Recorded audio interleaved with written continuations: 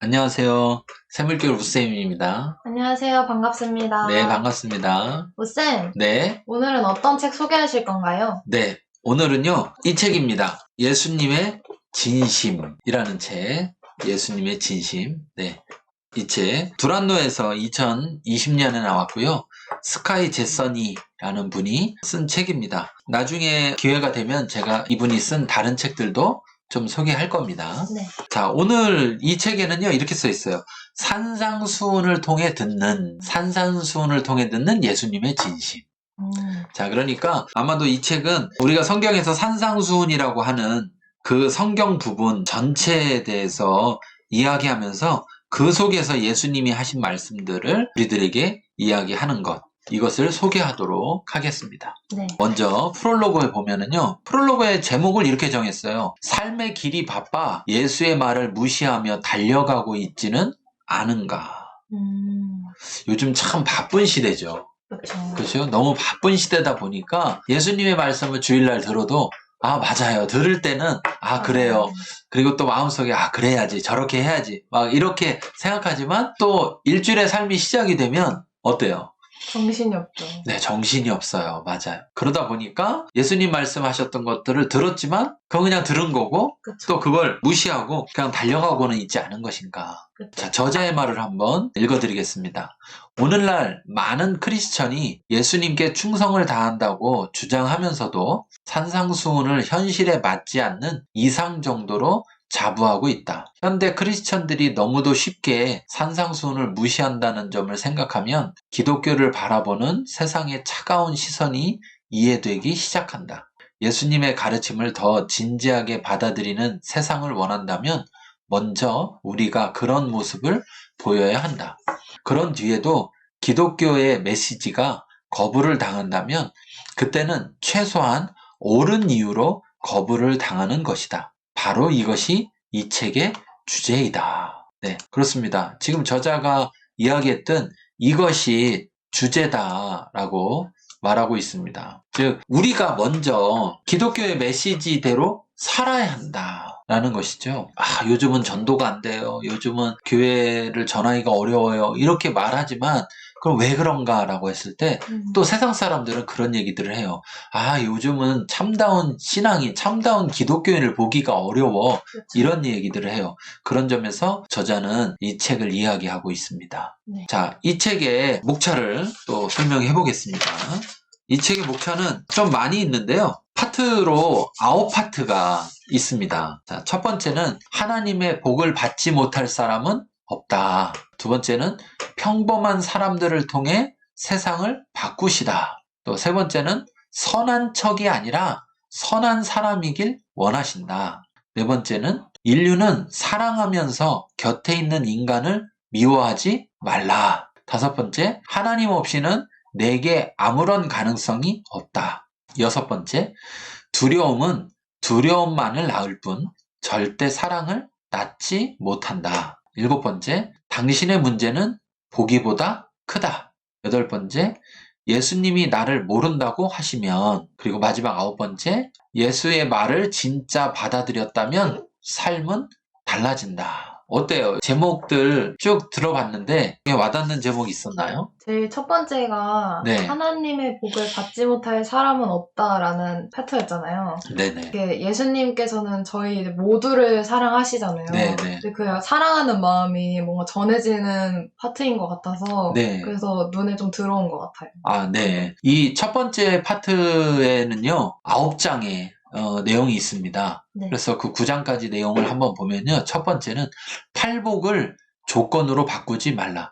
우리가 특히 산상수훈하면 팔복을 이야기 많이 하거든요. 그런데 팔복만 산상수훈에 나오진 않죠. 더 긴 내용이 나오는데 그 팔복을 이야기할 때 복이니까 어떻게 하면 이렇게 하면 복을 받는 것이냐 조건으로 접근하는 경우들이 있는데 팔복을 조건으로 바꾸지 말라. 하나님의 복을 받지 못할 사람은 없다. 예수님이 말씀하시는 천국의 의미, 눈치 보지 않고 마음껏 울어도 괜찮다. 우리의 열심으로는 하나님의 땅을 얻을 수 없다. 정의를 향한 갈망은 인간 본연의 갈망이다. 다른 사람과의 관계를 보면 하나님과의 관계를 알 수 있다. 내적 청결이 없는 외적 경건은 위선이다. 화평을 위해 비싼 대가와 고통을 감내해야 한다. 자, 어때요? 지금 9가지를 읽어드렸는데 이거 들으면서 어떤 느낌이었어요? 확실히 저희가 뭔가를 이렇게 해서 구원을 받는 게 아니라 네. 예수님과 하나님의 은혜로 저희가 받는다는 그런 네. 부분들이 많은 것 같아요. 네. 그리고 또 특별히 여기서 이제 보면 예수님이 말씀하시는 천국의 의미, 또 눈치 보지 않고 마음껏 누려도 괜찮다. 이런 내용들, 우리 열심으로 하나님 땅을 얻을 수 없다. 그리고 정의를 향한 갈망은 인간 본연의 갈망이다. 이런 걸 보면 하나님이 사람을 참 잘 알고 계시구나. 그렇죠. 네, 이런 생각을 하게 되고요. 또 하나는 하나님의 생각과 우리 생각이 있을 때 우리가 하나님의 생각이 뭔지를 모르면 우리 생각으로 판단하기 쉽겠다. 그렇죠. 천국도 우리가 생각하는 천국. 네, 그렇죠. 네, 하나님이 생각하는 천국이 아니라 우리가 생각하는 천국. 또는 울면 안 돼. 그렇죠, 그렇죠. 네, 그런데 눈치 보지 않고 마음껏 울어도 괜찮다. 이런 표현들 속에서 오히려 우리가 하나님 중심으로 좀 하나님의 마음, 하나님의 생각을 알아야 된다. 이런 것을 보게 됩니다. 두 번째 파트에 평범한 사람들을 통해 세상을 바꾸시다. 어떻게 생각하세요? 이게 확실히 이제 예수님이나 하나님의 능력이 얼마나 네. 크신지를 알 수 있는 부분인 것 같아요. 그렇죠. 우리가 보통 성경에 나오는 인물들 보면 아브라함 그러면 아들을 바쳤네? 와, 그렇죠, 대단하다. 어떻게 아들을 바칠 수가 있을까? 네. 뭐 막 이런 생각하고요. 뭐 다니엘이라든지 요셉이라든지 뭐 성경의 인물들을 보면서 다 대단하다고. 그렇죠. 바울, 와, 막 대단하다. 베드로 대단하다. 막 이렇게 이야기하다 보면 내 자신을 볼 때 어때요? 좀 초라하고, 그쵸? 하나님이 나를 통해서는 아무 일도 안 하실 것 같고, 그렇죠. 특별한 사람들을 통해서만 하나님 일을 하실 것 같아요. 맞아요. 그런데 이 산상수훈 속에서는 하나님이 사용하는 사람, 하나님의 일을 하는 사람들은 평범한 사람들이다. 이렇게 이야기하고 있어요. 네. 또 사실 성경의 인물들 보면요. 아브라함이 아들을 바쳤지만 그 전에 보면 자기 아내를 2번이나 팔아먹잖아요. 그렇죠. 자기 죽을까봐 그렇죠. 자기 아내가 아니라고 속여서 그런 일들을 보면 어떻게 저 사람이 저럴 수 있어? 그렇죠. 다윗도 막 대단한 사람인데 다윗이 또 다른 사람의 아내를 뺏으려고 그쵸? 그 사람 전쟁터에 나가서 죽게 만들잖아요. 그렇죠. 그런 걸 보면 또 또 어떻게 사람이 저럴 수가 있어? 맞아요. 그런 걸 보면 난 저 정도는 아닌데 또 생각하는 면들도 있는 것 같아요. 네. 네, 그래서 하나님이 사용하는 사람은 대단한 사람이 아니라 평범한 사람들이다. 네. 이렇게 볼 수 있고요. 이 파트에서 7가지 부분을 말하는데요. 박해에 대한 진실 혹은 거짓, 평범한 사람들을 사용하신다. 우리의 빛을 사람 앞에 비추어야 할 때, 소금과 빛이라는 두 소명, 더 이상 거룩함의 동굴에 숨지 말라. 예수라는 렌즈로 보는 성경, 선한 행동을 하는 사람이 아닌 선한 사람이 돼야 한다.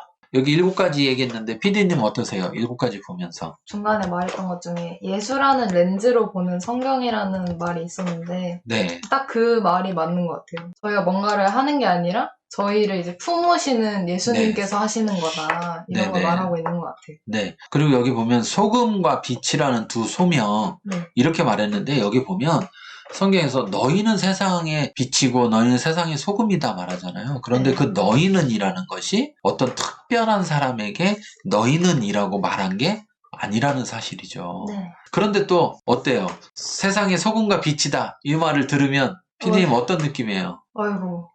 또 세상의 소금과 빛이요? 네. 제가 어떻게 네. 우리는 다 그런 좀 두려움도 그쵸. 있고 그것에 대해서 내가 그렇게 할 수 있을까? 그렇죠.